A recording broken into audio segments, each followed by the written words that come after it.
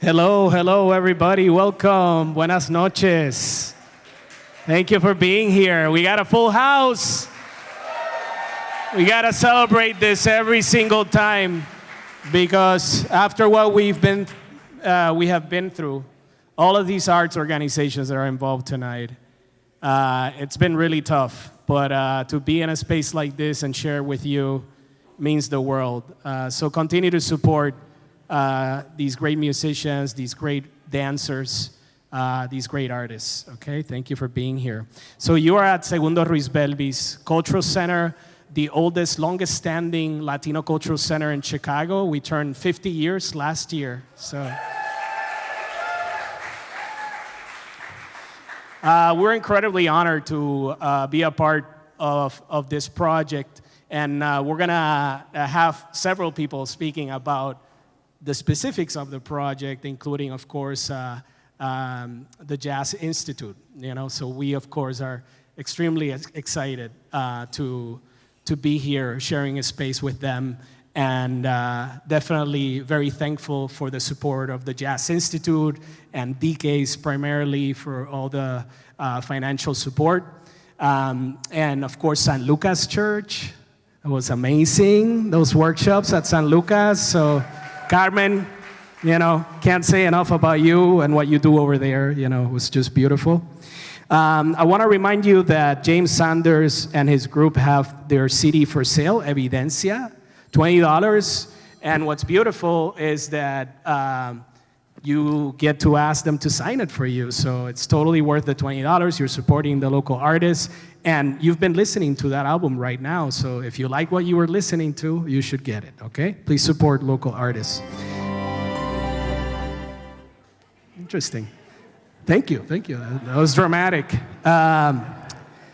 We also have the original poster of this series for sale for $20. It's actually a very high quality poster. We invite you to support what we're doing here. I even designed it. I wear many different hats, so I hope you like that and you support. And then Carlos Flores, the great Carlos Flores, the photography of Carlos Flores. We're just so honored to have Carlos here.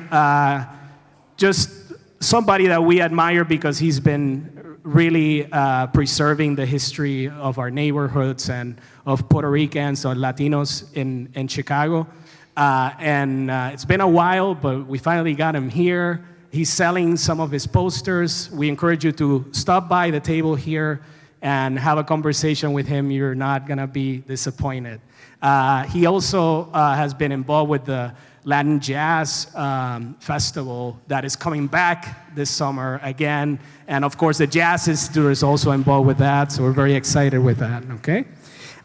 If I didn't do this, I would not be really thanking the people that actually make tonight happen in terms of the people that greet you at the door, the people that are volunteering, our board members, our staff, okay? So I wanna thank Alex, Ty, Angelina, Lily, Jean, Brenda, the Jean, the sound guy who's amazing, of course, Rudy, our live stream team with Rudy, Margaret, who's done an amazing job as well with the production.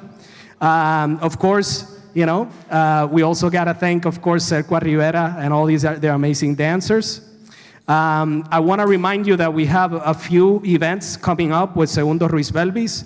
One is coming up right on the 13th of May, El Hijo de Boriquén, the best, most amazing hip-hop project coming out of Puerto Rico right now, okay? And this is my opinion, but I bet if you talk to a lot of people that are listening to hip-hop in Puerto Rico right now, will tell you that this is the guy.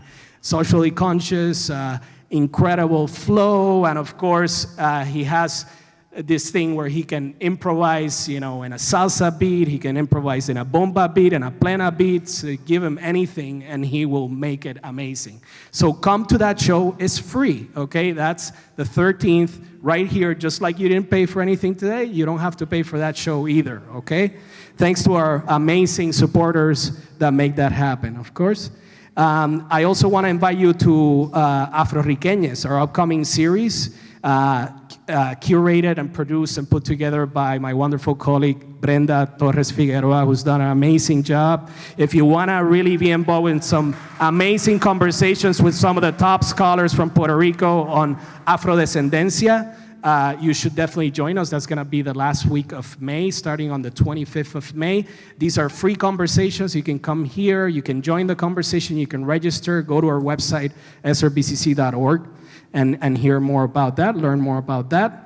Also, our summer programs are starting, and we're recruiting youth ages 8 through 24, okay? That's a long range of ages, but there's a program for everybody. So I hope that you send your youth our way. And 24 is not even that young. We can do like an internship, paid internship for those older folks.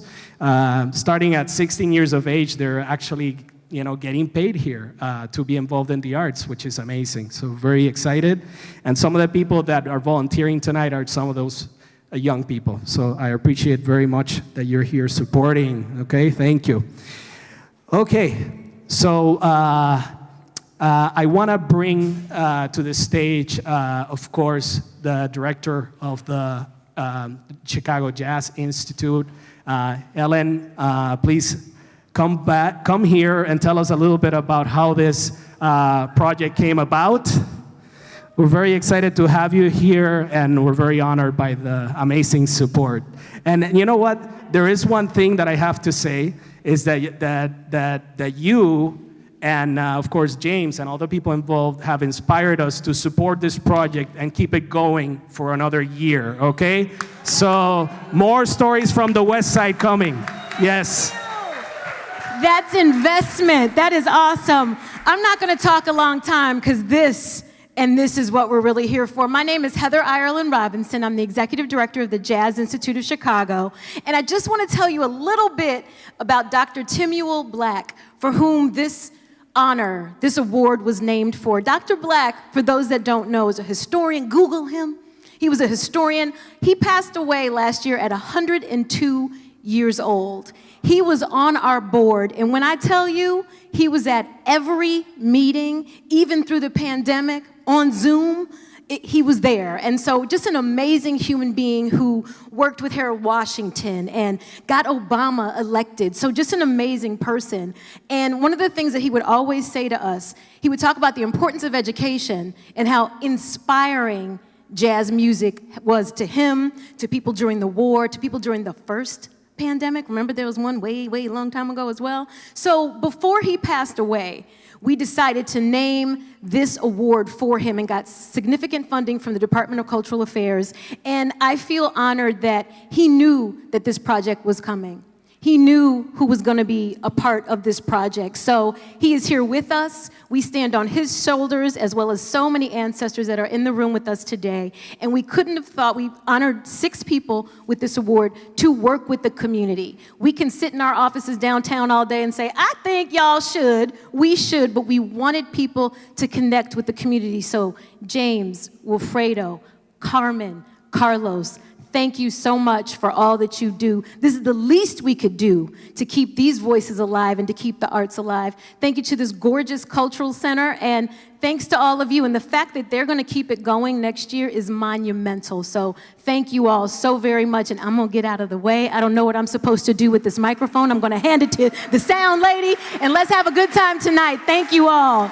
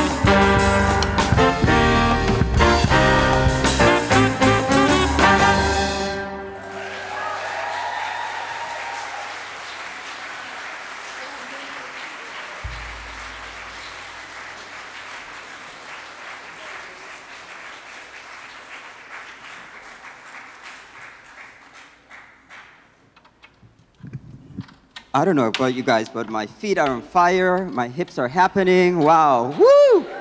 Seriously, man. How can you contain that energy, right? My name is Wilfredo Rivera, and I have the pleasure of serving as artistic director for Cerqua Rivera Dance Theatre, and I just wanted to, thanks. Thank you. Just quickly want to express my sincere gratitude to our evolving relationship with Omar and Segundo Ruiz Belvis Cultural Center. Every time we're here is such a joyful and inspiring environment to be in. Heather and the Jazz Institute of Chicago, and of course James, Sanders Conjunto for inviting us to be part of this explorative journey, which is really an extension of what Cerqua Rivera does.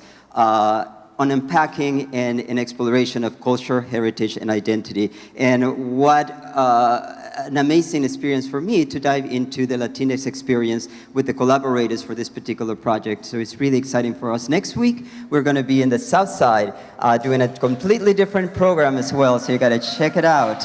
Also wanted to say that this work's created by community, for community, and about community. And I just got to mention a few people that are really key to making this works possible. Our great choreographers, Kathleen Bourgeois, Enrico Saura, our costume designer, Jordan Ross, our technical director, Margaret Nelson, here to my right as well. So all of us make that community, all this work possible. So without any further ado, please welcome the Cerqua Rivera dancers to the stage.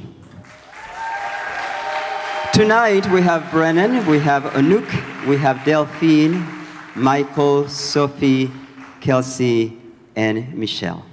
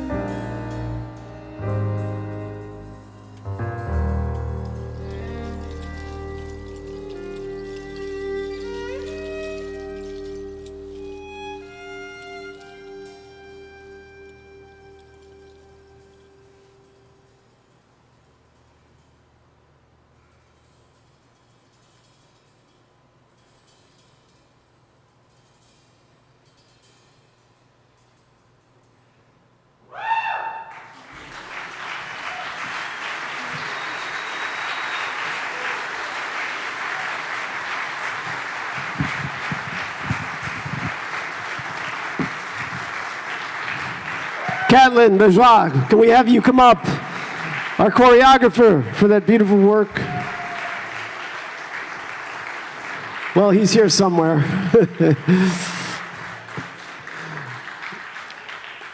Is Catlin here? No? Can you stand up? Can you come to the center stage so that everyone can gaze on your countenance? Is he shy? Okay. Well, we had wonderful choreo. There he is. There he is. That's our choreographer.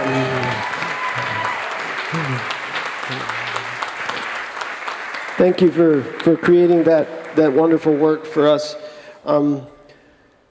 Thank you so much for coming out tonight. And I just want to say a couple words about this next piece, this next idea, invención. You know, always living in the Spanish community. My mother was Dominicana, and she always used to tell me when I was trying to figure out a problem, she would say, "Mi hijo, invéntate algo." Figure it out, you know. And my grandfather used to drive cars in the 30s and 40s, and he was famous for being able to keep cars running, sometimes with parts and pieces that weren't necessarily from the manufacturer, if you know what I mean. He could just, and you see these old cars in Cuba, and they're running for 70, 80 years, and you know that you can't mail order the parts for these things, and yet they're able to figure out a way. There was always an alley mechanic in the Latino neighborhood. There was always like at least two in every block, you know, and they could really fix your car like anything, you know, timing belt, everything.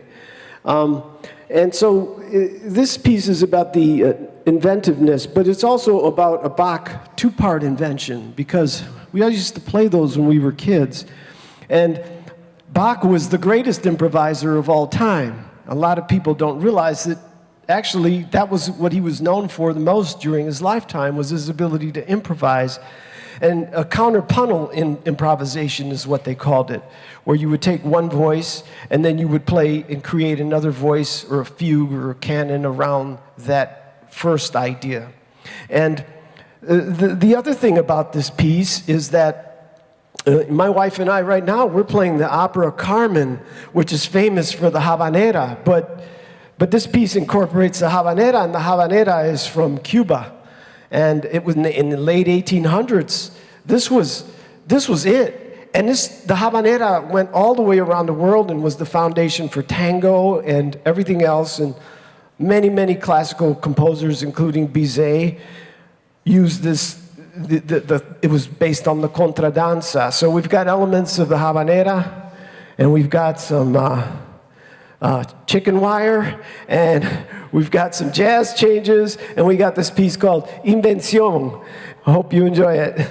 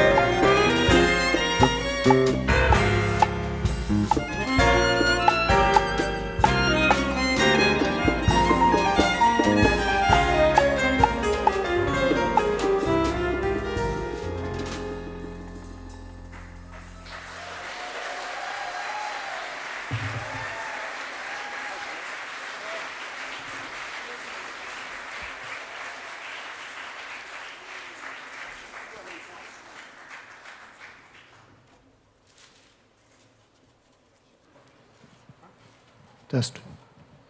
Oh, I've been instructed to come to the center of the stage. I do what I'm told most of the time.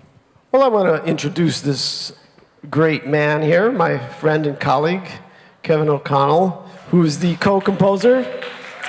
He wrote 3 of the pieces on today's program. And a little history here. Kevin and I are old friends. My wife, Tamara, and I taught his daughters violin lessons when they were in grade school. And how long ago was that? 30 years ago? 25? So that's my history. That's how I met Kevin. And so he's going to tell you a little bit about his process. Thank you, James. My good friend, thank you for having me as a part of this wonderful project. I was so excited to get asked to do this. James and I went to San Lucas Church that Carmen heads up. Hey, Carmen. And we did 2 workshops. I think you can read something about it. And we had people from the area tell stories of their history in Humboldt Park. And we were glad they were pretty well attended. Not too well attended because we couldn't have time for all the stories, but we got enough of them where we could start to improvise based on the ideas they were giving us. And one of the stories was about Tent City. Actually, Carmen, you related this a lot. Across the street from her church, unfortunately, due to gentrification, there are some people who still want to live in Humboldt Park. They have friends, their lives there, their friends, their family. So they built these tents in Humboldt Park, and Carmen's gracious enough to help them out. But it's an unfortunate kind of blight on the community, too, that we can't provide them affordable housing. So there's a sad part to it because of that. So I started out this piece based on a little riff that we came up with during the workshop. It's in G minor, but then on the bridge, it goes to B flat major because at least they're alive. They have some freedom they wouldn't have in a shelter. They have wonderful Carmen to help them. So it's not as bad as it could be. So I like to, shine a little light on it too. So that's Tent City. That's the first piece we did, actually. And then Amalgamation will be our last piece, but let me talk about that while I'm up here. Our friend DJ Lugo Rosado gave us a lot of history about the 70s, and there was a lot of racism, house burnings, drugs, teens in trouble, and so on. So as a refuge for him, he really got into music, and he noticed that African music, which is a big part of Afro-Cuban and Puerto Rican and Caribbean music, South American music, gets interpreted differently, like a bomba, for instance, which Ruiz started to play, will have a Venezuelan variety and a Puerto Rican variety and a Dominican Republic variety and so on. And you've also got what I was reading in this book, Latinidad, really good book. I learned about Humboldt Park, quite a bit about that. And there are like 19 different Latino communities. And I never really thought about, some conflicts and tensions as well as brotherhood. But the DJ said it's really like a fusion of all these different cultures. So I decided, and I came up with a little riff that went along with what Luis had started out doing there. So that's Amalgamation. And then the one we're going to do right now is called Familiar Places. And was it Marisa relating this about going to her friends' houses? Oh, no, that was the island. Yeah, okay. But one of the persons at the workshop was saying how they'd gather together, knock on the door, go to school together. Sometimes they'd have to wait. And then when they get back from school, there were all these mom and pop shops. Like there were 3 candy stores. There was a bakery that had the best donuts. And James did a little riff based on the knocking on the door. That's at least the way I interpret it. He started with this knocking sound. So I came up with this dang, dang, dang, dang, dang, dang, dang, dang, dang, dang. So that's in the middle of this piece that you'll hear. And then I opted for a Son-style Cuban bridge in the Ruben Gonzalez style, so we give you a little bit of that in the middle. So that explains my contributions. Thank you so much for coming. We're just humbled by a full house. My God, thank you so much.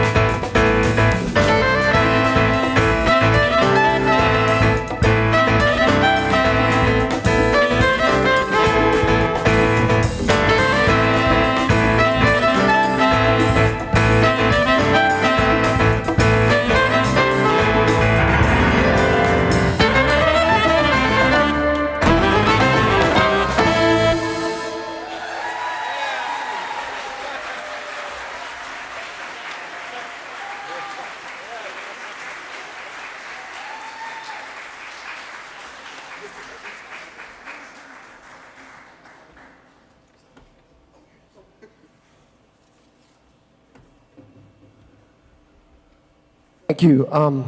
So this next piece is inspired by a story by Marissa Arche, and so I've asked her to come to the stage, and maybe she can just recap the story for us, because nobody says it better than her.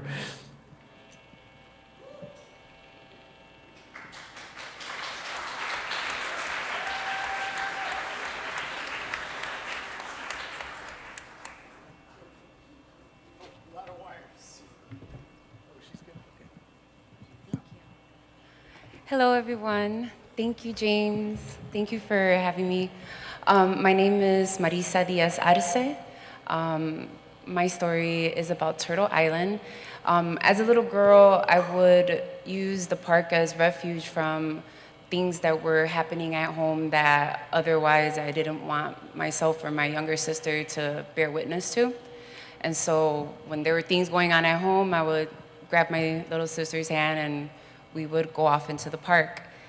And if you're familiar with Humboldt Park, right off the boathouse, there's this little island within the lagoon. And I don't know how we would make it there, but I think at one point in time there were like a bridge to get there, but there were these like wooden stubs inside of the water. And so my sister and I would strategically like hop on these stubs and get on this island and play there until it was getting dark, and then we make our way back. And the only way my mom would ever know we were there was if we actually missed one of those wooden stumps that were inside of the water and our shoe went directly into the muddy water, and we would come home with swampy shoes. I would have never thought going to San Lucas and sharing this story that I would be standing and this would be happening. So thank you. Thank you for listening. Thank you, and enjoy. Thank you.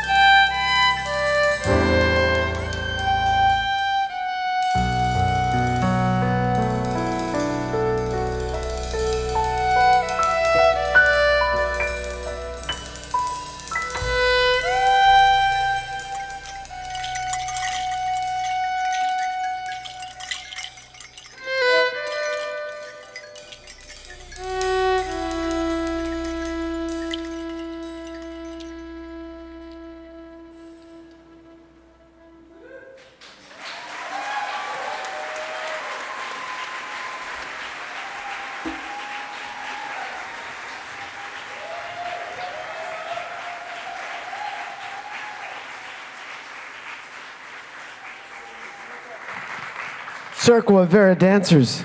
And Rigo Saura, could you come up and take a bow, please, our choreographer, for that wonderful work.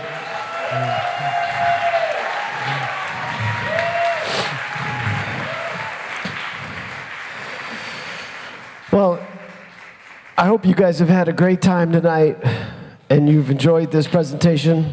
We've got one more composed piece. And before we do this, I want to say that this has been an amazing experience. And I was very touched by what Heather said at the beginning of this talk, that sometimes, you know, people's intention, even in their passing, lives on. And so I had that feeling about this project the whole time. And it was really cool. Anyhow, Carmen is feeding 200 people at San Lucas a week in Humboldt Park. Stand up, Carmen. There's one of the heroes right there, one of the frontline heroes. And so the highest order is compassion. You know, if we can have compassion, that is the most any of us can hope for. And Carmen is compassionate. Any CD you buy, half of the proceeds will go to the church. So just know that. But if you want to help San Lucas or in any way, please talk to Carmen, and I'm sure she'll tell you how you can be of service. And anyhow,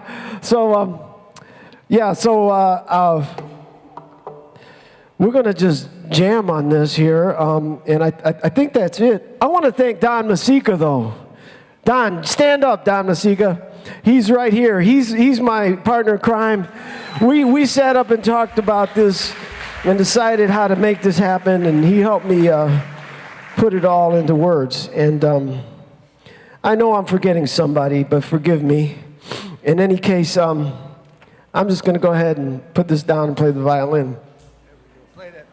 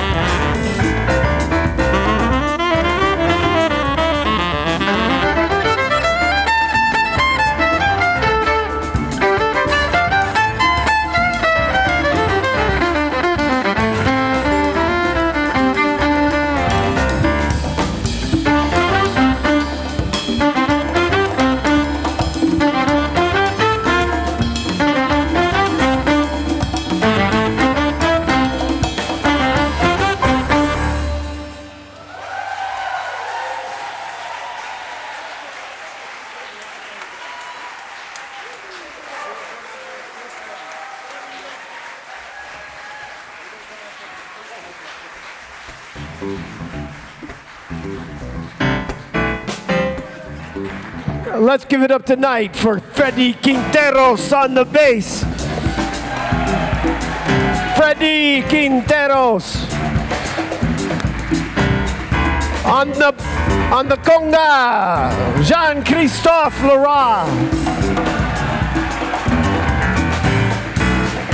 On the piano, El Cubano, Kevin O'Connell.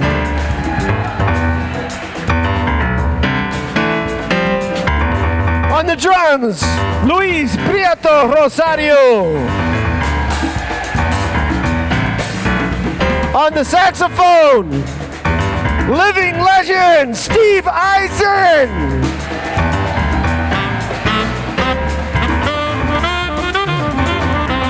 Ladies and gentlemen, let's give it up for the Cerqua Rivera dancers.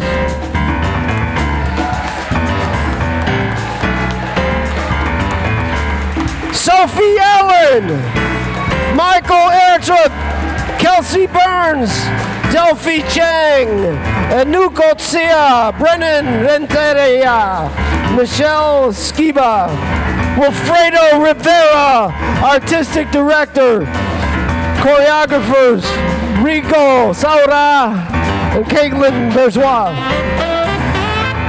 Thanks a lot. If you want to see us again, come to the Chicago Latin Jazz Festival. 2 dates in July.